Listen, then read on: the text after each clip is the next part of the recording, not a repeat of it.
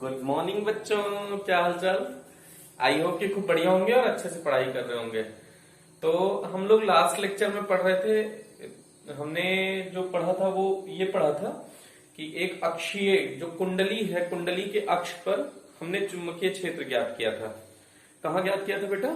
कुंडली के अक्ष पर चुंबकीय क्षेत्र।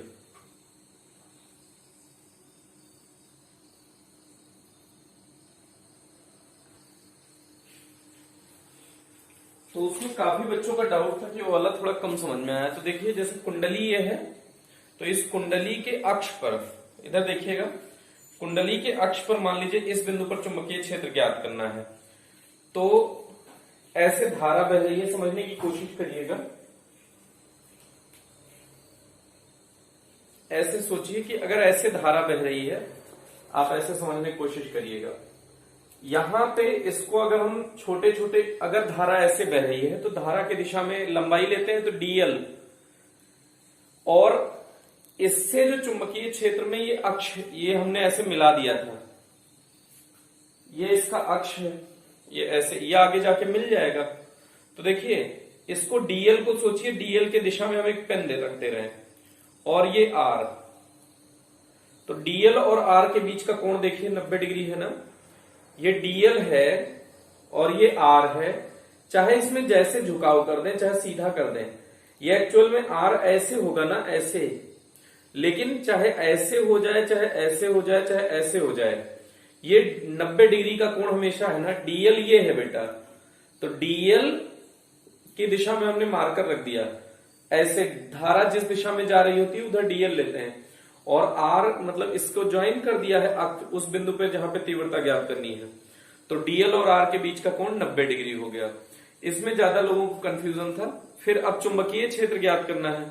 तो अगर मान लो धारा ऐसे आ रही है, तो धारा की दिशा में dl लेते हैं, तो dl ये हो गया, और r इधर है ना बेटा, थोड़ा तिरछा, ऐसे सोचिए, ऐसा, ठीक। तो इसको अगर आपने ऐसे मान लिया है, तो इसको ऐसे सोचिए, थोड़ा सा तिरछा, तो dl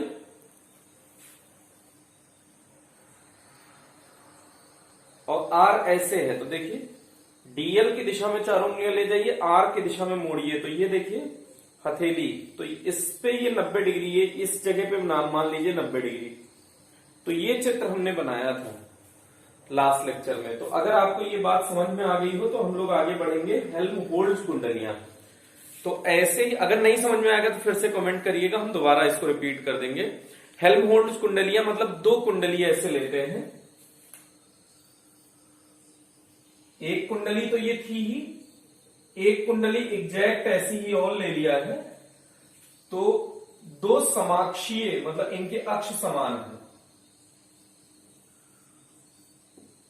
दो समाक्षीय तथा एक समान त्रिज्या की, दोनों की त्रिज्या r है, मतलब ऐसे ऐसे दो कुंडली ले लिए बेटा।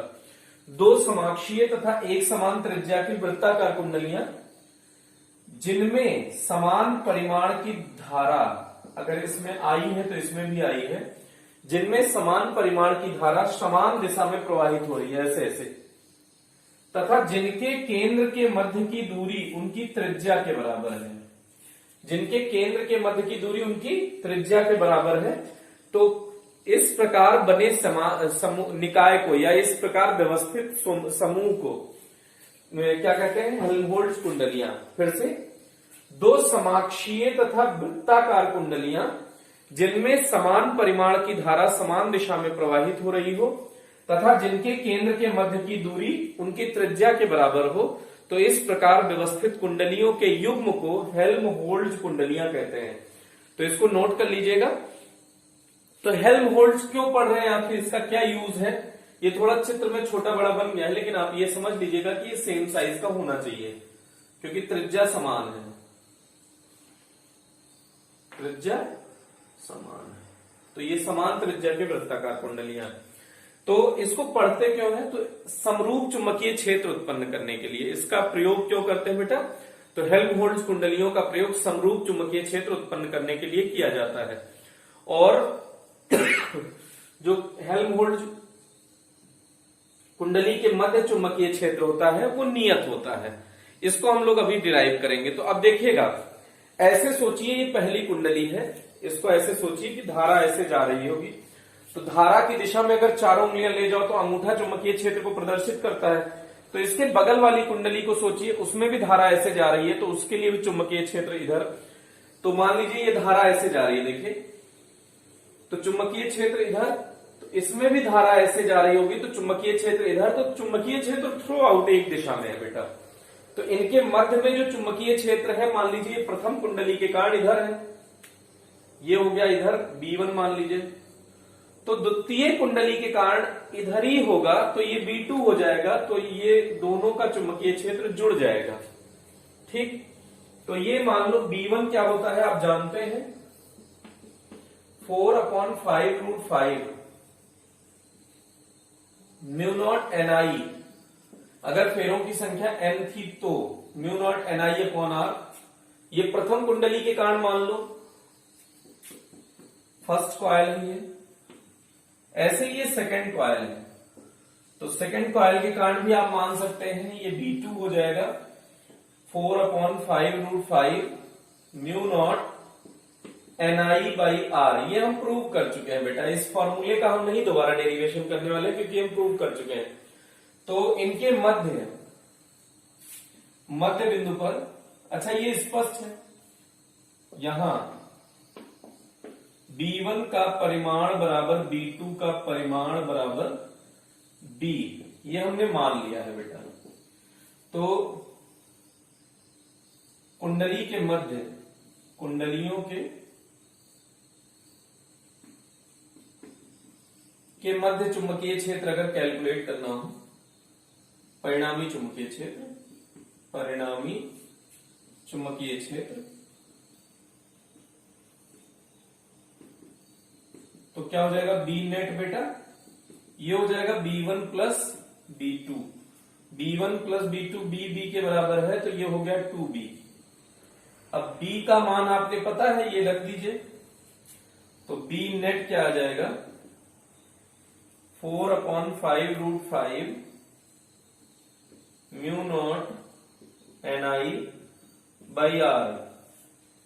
ये था B का वैल्यू, और 2 से इसमें मल्टीप्लाई है, तो 2 से मल्टीप्लाई कर देंगे तो ये क्या आ जाएगा 8/5√5 μ0 Ni/r। जब इसको सॉल्व करेंगे बेटा आ जाएगा 1.432 μ0 Ni/r B नेट 1.432। मतलब ये जो इसके मध्य में चुंबकीय क्षेत्र है, इसको जल्दी से वीडियो पॉज करके बेटा नोट करो जल्दी से, आई होप कि आपको दिख रहा होगा। हाँ जी दिख रहा है। तो इसके मध्य में जो चुंबकीय क्षेत्र आया वो कुंडलियों के मध्य का जो चुंबकीय क्षेत्र है वो इनके केंद्र के मध्य जो चुंबकीय क्षेत्र है उसका 1.432 टाइम्स ज्यादा है। मतलब अगर केंद्र पर B है तो यहां पे 1.4 B है, मतलब केंद्र पर चुंबकीय क्षेत्र ज्यादा है। तो ये इसका डेरिवेशन हो गया। आई होप कि आप वीडियो पॉज करके नोट कर लीजिएगा, जिससे कि हम आपको ग्राफ समझा सके, क्योंकि ये पोर्शन हमको इरेज करना है बेटा। तो ये अगर हम इरेज करते हैं तो देखिएगा, इसके लिए अगर हम लोग ग्राफ ड्रॉ करें बेटा तो देखिएगा कैसे ग्राफ बनेगा। एक कुंडली के कारण, ये दूसरी कुंडली के कारण, आपको पता होगा एक कुंडली के कारण आपने ग्राफ बनाया था ऐसा, ऐसे दूसरी कुंडली के कारण भी ग्राफ होगा ऐसा। अब इनके युग्म के कारण देखिएगा ग्राफ, यहां से ये ग्राफ शुरू होगा, लेकिन यहां पे जब ये घट रहा है तो ये वाला ग्राफ आएगा यहां पे, तो ये उतना मान जैसे जैसे ये घटता जा रहा है वैसे वैसे देखो ये जितना कम हुआ उतना ये मान दे देगा, ये कम हुआ तो इतना ये दे देगा, ऐसे करके ये हर बिंदु पर ग्राफ जुड़ता जाएगा। तो जुड़ के ये इनके बीच में एकदम सीधा हो जाएगा, फिर उसके बाद ये घट जाएगा। तो ये ग्राफ एक्चुअल में थोड़ा सा ऊपर होता है क्योंकि 1.5 गुना होता है केंद्र पर, तो यहां पे थोड़ी सी हाइट बना देते हैं। तो इसको थोड़ा सा और ऊपर से ले जाइए,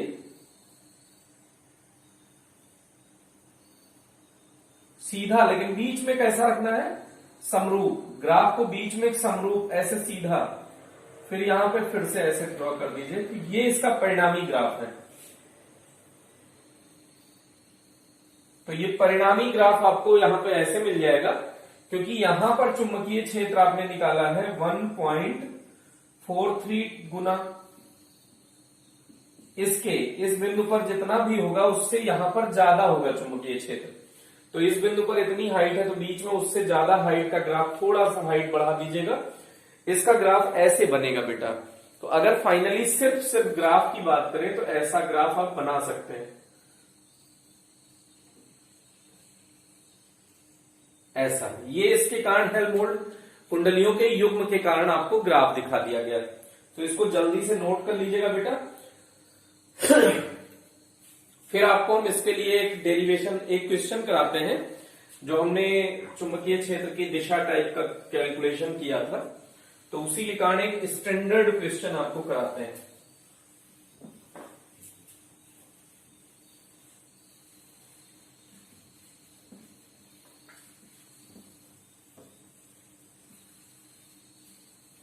देखिएगा एक अच्छा सा क्वेश्चन देखिए। यदि केंद्र पर उत्पन्न चुंबकीय क्षेत्र का मान 0 है,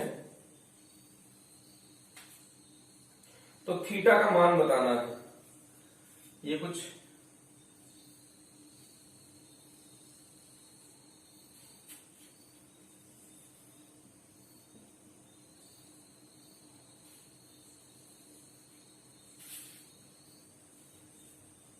ऐसा कुछ है। तो ये इसका केंद्र है, ये थीटा है। तो ये टोटल कितना होता है बेटा, 2 पाई। तो यहां से ये बचा वाला कितना हो जाएगा, 2 पाई माइनस थीटा। अब देखिए एक्चुअल में करंट ऐसे आ रही है, ये ऐसे डॉट डॉट डॉट इनफिनाइट है। तो ये ए बिंदु मान लीजिए, ये बी बिंदु मान लीजिए, ये सी, ये डी,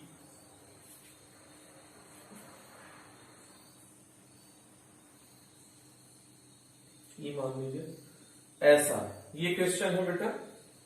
और ये धारा इसमें दी गई है कि ऐसे आई, यहां से होते हुए ऐसे चली गई, ये आई है। ये बहुत बढ़िया क्वेश्चन है, इससे काफी कॉन्सेप्ट आपका क्लियर हो जाएगा। इसने क्या कहा है, केंद्र पर अगर चुंबकीय क्षेत्र का मान 0 है तो थीटा का मान बताइए। ये IIT JEE में आया हुआ क्वेश्चन है बेटा, तो इसको देखिएगा। अच्छा, ये आप इसको खाली देखिए, इस तार को। तो आपने ये निकाला था कि अगर एक तार हो जो अनंत लंबाई का एक सिरा हो और दूसरा सिरा जो बिंदु P है उसके एक सिरे के सामने स्थित है, तो यहां पे θ1 तो हो गया था mu naught I by 4 pi R sine φ1 plus sine φ2, ये फॉर्मूला था बेटा। तो साइन ये φ1 तो कितना हो जाएगा, 90 डिग्री। तो साइन 90 और ये φ2 0 डिग्री हो गया, तो mu naught I by 4 pi r और ये साइन 90 प्लस साइन 0, तो ये हो गया साइन 90 की वैल्यू 1 और साइन 0 की वैल्यू 0, तो 1 आ गया। तो इसका 1 से गुणा करोगे तो mu naught I by 4 pi r. तो इस AB तार के कारण देखिए, AB के शीर्ष पर ही तो ये स्थित है बिंदु, इससे 90 डिग्री का कोण है बेटा ये। तो यहां पर इस बिंदु पर अगर ये बिंदु केंद्र बिंदु है, केंद्र बिंदु को कुछ O मान लीजिए, तो इसके कारण AB तार के कारण जो केंद्र पर चुंबकीय क्षेत्र है वो mu naught I by 4 pi r. कितना है बेटा, mu naught I by 4 pi r. और ये DE के कारण भी उसके सम्मुख है, तो ये भी इतना ही है। तो ये आप इसको समझ लीजिएगा, ये सरल रेखा का है। अगर इसकी त्रिज्या जो भी है, ये कैपिटल आर अगर त्रिज्या है तो कैपिटल आर, अगर यहाँ पे स्मॉल आर त्रिज्या दे रखी है तो इसको आप स्मॉल आर कर दीजिएगा, इससे कोई फर्क नहीं पड़ेगा मुझे। तो ये फॉर्मूला यहां से आपको पता चल गया कि ये कितना आया। तो म्यू हम कह रहे हैं बी, जो AB तार है उसके कारण जो चुंबकीय क्षेत्र है वो BDE के कारण है, वो है mu naught I by 4 pi r. ये पता चल गया। इस तार के कारण, इस तार के कारण पता चल गया। अगर इस वृत्ताकार खंड के कारण पता चल जाए चुंबकीय क्षेत्र, तो केंद्र पर चुंबकीय क्षेत्र निकाला जा सकता है। तो वृत्ताकार खंड के कारण निकालने का तरीका देखिएगा। एक तो एक एक नियम, जब आप पूरे वृत्त के कारण आपको फॉर्मूला याद होगा mu not an I by 2r, mu naught I by 2r, ऐसे भी आप याद कर सकते हैं। तो mu naught I by 2r हमारा फॉर्मूला था। एक फेरा है इसलिए म्यू नॉट आई कह रहे हैं, अगर एन फेरे होते तो म्यू नॉट एन आई।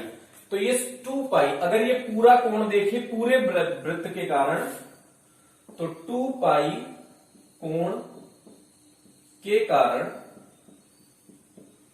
चुंबकीय क्षेत्र ये होगा mu naught I by 2r। हम कह रहे हैं पूरे वलय के कारण कितना होगा, mu naught I by 2r। तो एक एक नियम लगा रहे हैं। तो एकांक कोण के कारण चुंबकीय क्षेत्र बेटा mu naught I by 2r into 2 पाई, एक एक लगा दिया। लेकिन कितने कोण के कारण धारा बह रही है बेटा, इतने के कारण ही धारा बह रही है। तो 2 पाई माइनस थीटा कोण के कारण चुंबकीय क्षेत्र, तो ये क्या हो जाएगा म्यू नॉट आई बाई, ये 4 पाई आर हो गया था, 4 pi are into 2 pi minus theta, ये हो गया। तो चुंबकीय क्षेत्र बी बीसीडी के कारण जो चुंबकीय क्षेत्र है mu naught I upon 4 pi are into 2 pi minus theta, ये है बेटा। इतना आप समझ लीजिए, उसके बाद आपका कैलकुलेशन बचेगा और कुछ नहीं। इसको समझ लीजिए, एक बार अच्छे से नोट कर लीजिए, फिर हम इसके आगे का डिस्कशन करते हैं। ओके,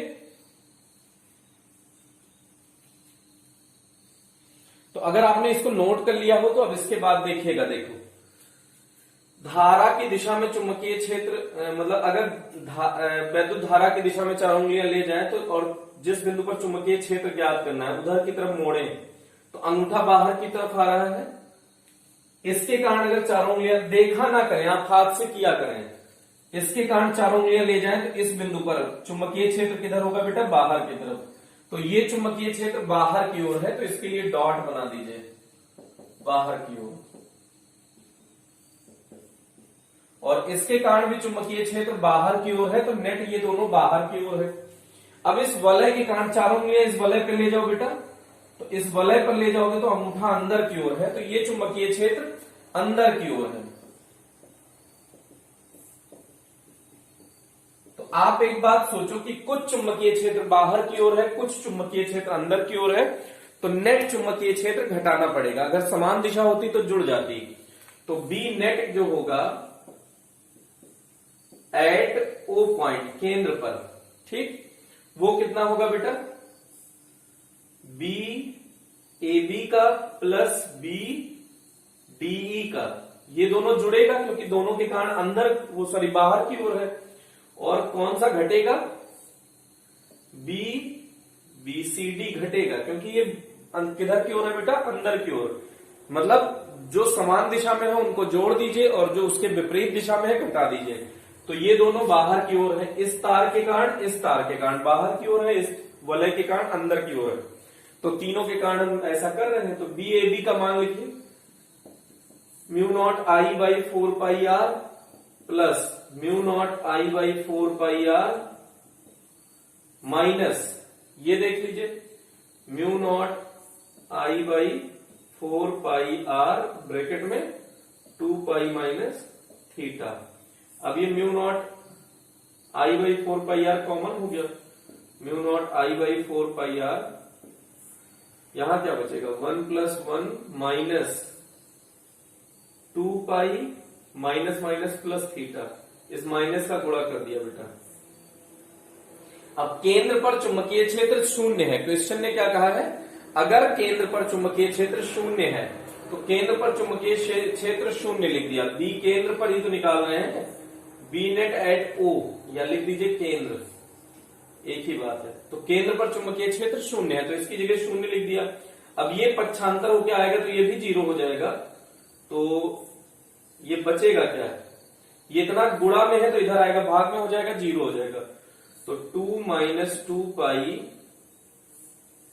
प्लस थीटा बराबर 0। तो थीटा ही निकालना है, तो इनको उधर भेज दीजिए। तो थीटा बराबर 2 पाई उधर जाएगा, पॉजिटिव हो जाएगा, -2 हो जाएगा, तो 2 कॉमन ले लेंगे, पाई -1। तो ये थीटा की वैल्यू हो जाएगी बेटा रेडियन, मात्रक क्या हो जाएगा रेडियन। तो ये आपके क्वेश्चन का आंसर है, इसको जल्दी से आप देख लीजिए, नोट कर लीजिए, फिर उसके बाद हम लोग आगे मूव कर रहे हैं। ओके, अब इसके बाद ध्यान दीजिएगा बेटा, इरेज कर रहे हैं।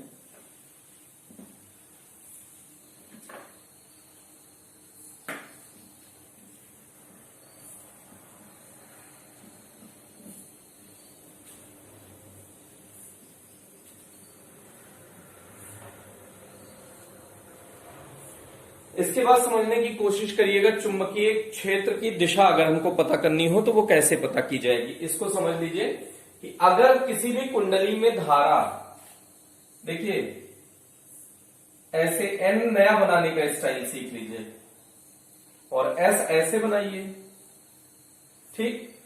एन का स्टाइल देखिए ऐसे बनाएंगे आप एन, जैसे पहले आप एन ऐसे बनाते थे, तो अब थोड़ा सा स्टाइल से एन बनाइए ऐसे। चाहे पूंछ को आगे बढ़ा दीजिए, चाहे सिर को आगे बढ़ा दीजिए, जैसे फिर से देखिए ये है, अगर इसको आगे बढ़ा देंगे तो भी कोई दिक्कत नहीं है, अगर ये पूंछ आगे बढ़ा देते तो भी कोई दिक्कत नहीं है। तो अगर कहीं पे भी धारा एंटी क्लॉकवाइज फ्लो हो रही है, देखिए ये क्या है बेटा एंटी क्लॉकवाइज, आंटी नहीं एंटी, तो एंटी क्लॉकवाइज है तो क्या बनेगा नॉर्थ। एस लिखने का तरीका है, इसको आगे बढ़ा दीजिए, तो ये क्या है क्लॉकवाइज, क्लॉक माने दक्षिणावर्त, क्लॉक माने बेटा दक्षिणावर्त।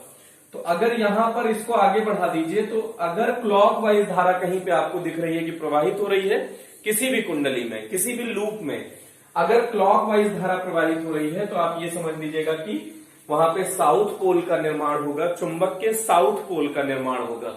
और अगर धारा एंटी क्लॉकवाइज फ्लो हो रही है, ऐसे जैसे ये दो लूप आपको बना के दिखा रहे हैं,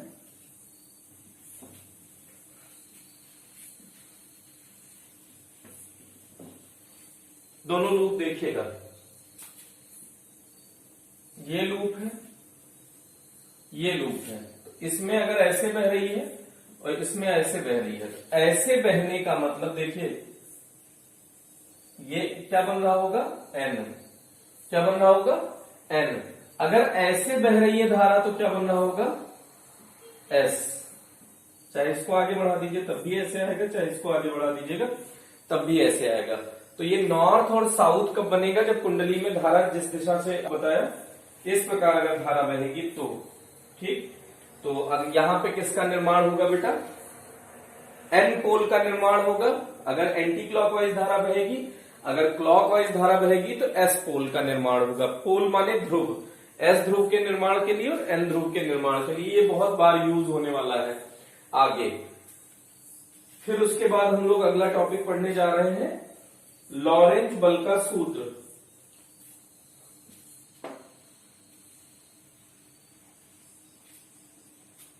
लॉरेंज बल का सूत्र,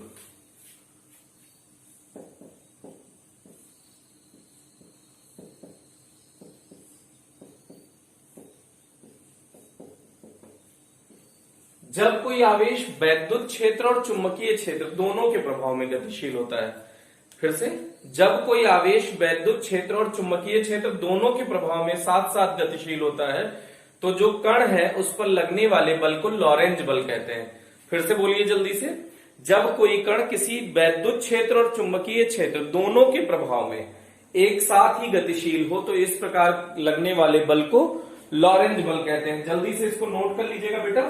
तो लॉरेंज बल का सूत्र क्या हो जाएगा, एफ लॉरेंज इक्वल्स हो जाएगा एफ वैद्युत प्लस एफ चुंबकीय। अगर सदिश रूप में लिखे तो ऐसे, तो वैद्युत बल को क्या लिख सकते हो, Q इंटू ई। वैद्युत बल को क्या लिखोगे बेटा, Q इंटू ई, और चुंबकीय बल को Q V क्रॉस B।